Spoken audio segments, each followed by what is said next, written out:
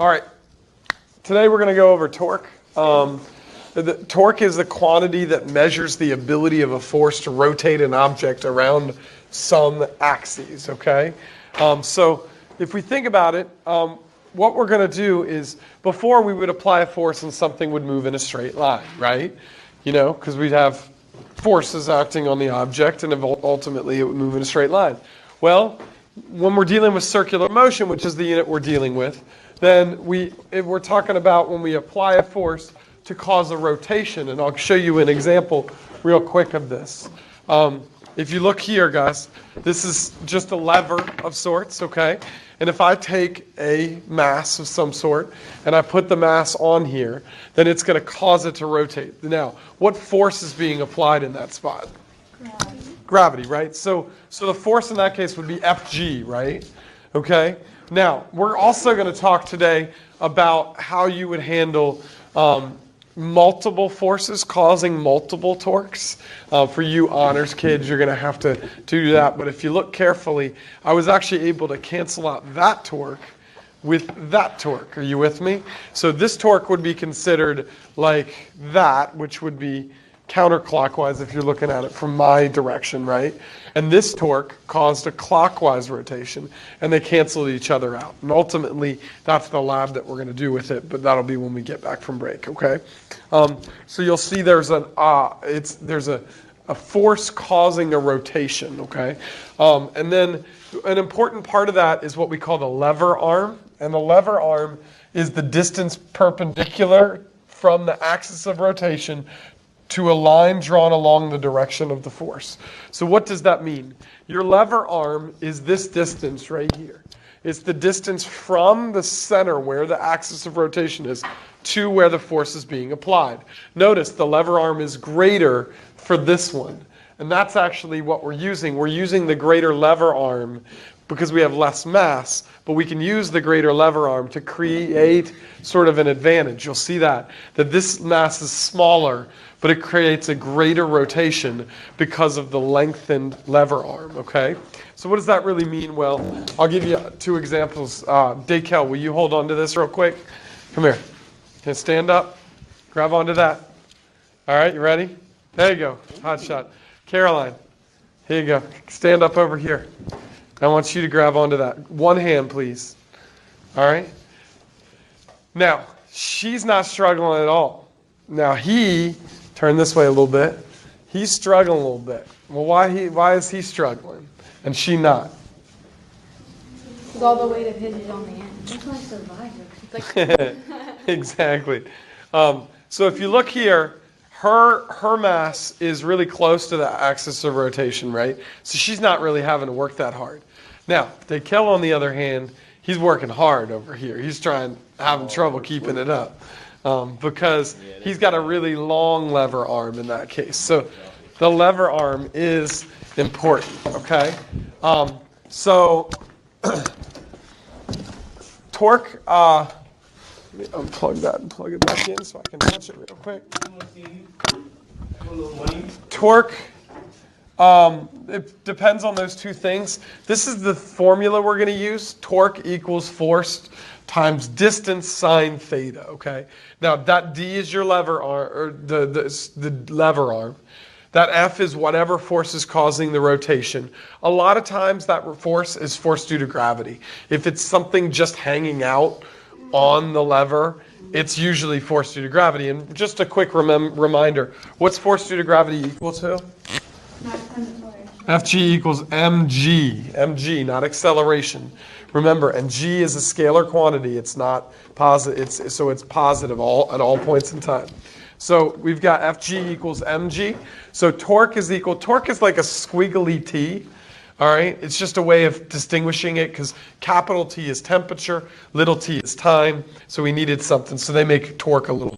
Now this sine theta is something that we're not really going to encounter, but I want you to understand what it is, okay? So for example, if I had a doorknob, which, hey, guess what? A doorknob is a lever where we're applying a force and we're causing it to rotate, right? Just like those little levers right there, the little doorknobs where we're applying a force. Even in a circular doorknob, you're creating a force, which is creating a rotation, right? By doing the frictional force, kind of turning it. But if you had a flat lever arm like that doorknob right there, you're going to apply a force straight down, causing a rotation like that, right? And this would be your D, and this would be your force, whatever force you apply to the thing. But what if you don't apply the force directly horizontally? So in this case, you'll see that I apply the force directly perpendicular. Guys, what's the sine of 90 degrees? 45. Nope. It's 1. The sine of 90 is 1. So this just becomes 1. Did you not know that? No, I Okay. probably knew it. Yeah. Just assume because like whenever you plug it in the calculator, it always equals the same thing. Yeah. You got to go back to your unit circle. So sine theta is 90 degrees. Theta is 90 degrees, and the sine of 90 degrees is 1. So a lot of times torque ends up being just F times D, because usually the force is applied perpendicularly, okay? Now, if that force is applied any bit at an angle, so for example, if it was applied like this, you with me? Then what we've got is we've got a theta, okay, right there. Now, the force that's causing the rotation, and I'll draw this in little dots. Remember, we would break this force into its component parts, right? So they would look like this. This would be force X or force Y, and this would be force X. Does force X cause any bit of a rotation? Nope. It's kind of like if I came and this was my doorknob, and usually I grab it like this and I go like that, right? If I went and I pushed it that way, it ain't gonna do much, right? It's not gonna really do much. I'll show you another example. So if I took this lever arm and I went, hey, you know what? I'm gonna, instead of applying a force like this and causing rotation, so I'm confusing it a little bit. Come on. It's like just take the remote, like up here.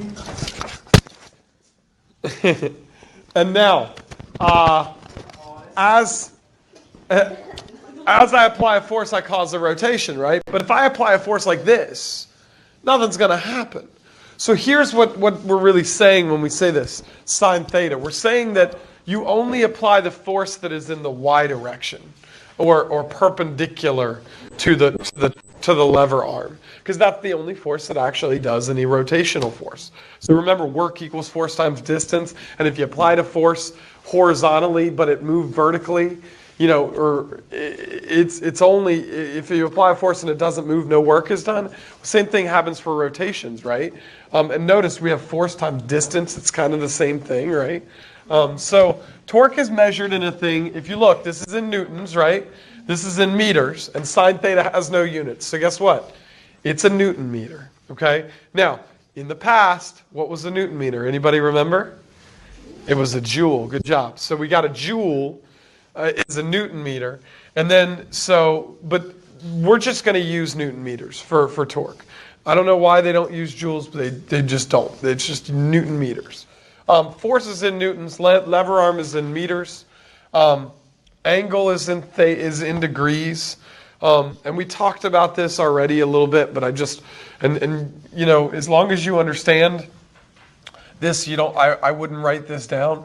If the force is perpendicular lever arm, you have the maximum amount of torque. That would mean sine theta, sine of 90 degrees is what's happening. And that's 1, and you have the maximum amount of torque. If you have the axis of rotation. That's basically what I just said. If perpendicular, theta is 90, sine of 90 is 1, so you end up with a formula that torque FD sine theta turns into just torque equals F times D, okay? Now, this also makes sense because the force parallel to the axis of rotation doesn't apply a torque or do any work. So if you apply a force directly horizontally, the theta would be 0, and we know the sine of 0 is 0. So FD sine theta, you get no torque, okay? 0 Newton meters of torque. Hello. But if the force is applied at an angle, then you just do sine theta. And you'll see that if the theta is with the lever arm, that the sine is the opposite side, which is the perpendicular force, the force that causes the rotation. So that's just a technicality. All of your problems are going to be just sine 90 degrees. But I wanted you to understand it more than anything else, okay? Now, sometimes there's multiple torques, okay? Because, yes, sure enough, we could make problems that are just like torque equals force times distance sine theta, and then theta ends up being 90 degrees, which makes this whole thing 1, and then you just do the force times the distance, and we'll do problems like that, okay? We'll do problems like that. But sometimes there's multiple torques, okay? Now, just like before when we dealt with forces, right? When you had multiple forces, what do? You do sort of an F net equation, right? F pull minus Fk equals F net, right? Well, we do the same exact thing. Torque net is just the sum of all your torques. Now, if they are in the same direction, now you can really choose a direction to be positive. Say, hey, like clockwise, it's positive. Counterclockwise then needs to be negative because they're causing opposite torques. So make your gravity positive. I'll go ahead and show you this real quick. If you look, I've got multiple torques happening. This one I've got right there. That would be a positive torque. And then I add this one, I got another torque happening, okay? This would be torque net equals torque 1. Uh-oh. This one, my formula would be torque net equals torque 1 plus torque 2, right? Because they're both causing the same rotation, right? Now, what if I put this one over here, then my formula becomes torque net equals torque 1 minus torque 2. You with me? Because now they're working in opposite directions. So you really just choose some rotation direction to be positive, and if they're both causing the same type of rotation, you add them together. If they cause opposite rotations, you subtract them from each other. And we're going to encounter a problem that deals with both. And I'll show you kind of what these problems would kind of look like, okay? And this is the worst drawing in the history of man. Don't make fun of me, okay? That is my tree, okay? And that is my squirrel. And that is a bird, okay? Now, the tree and the squirrel and the bird, the squirrel and the bird are both hanging out, right, on a branch. What forces are they going to be applying?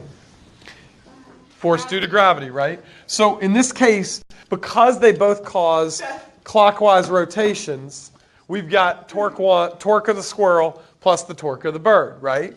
Torque net equals Fg of the squirrel times d. And why didn't I put sine theta in there? Because it's perpendicular. Because it's 90 degrees. So I just kind of eliminated it because I knew it was sine 90 and 90 is 1. So I just ended up with FGD. Okay? Same thing over here. Same thing for the bird. FGD. What is FG equal to? It's equal to mg. So I end up with mgd plus mgd because they're adding to each other. They're torques in the same direction. Now, what if I hung out on a seesaw with Jadeveon Clowney, who was a football player at South Carolina, like a really big football player at South. He now plays for the Texans. Okay. Well, if we hung out, I was on one side, he was on the other, then my torques would need to subtract from each other, right? And it would be FGD, no sine theta because it's 90 degrees, and then FGD, right? And then that becomes MGD and minus MGD because we're subtracting. His rotation is causing, my rotation is causing a clockwise rotation. His rotation is causing a counterclockwise rotation. And if we were the same distance away, Jadeveon Clowney would go down and I would go up, right? And I'd probably go up really fast and I might take off and turn into a projectile motion problem, right? Okay. So there's that. I know that would entertain you. So this is the multiple torque situation. We're going to try a couple problems that are plug and chug, and then we'll do a couple problems that have multiple forces. Please get out your we do sheet and let's do this thing.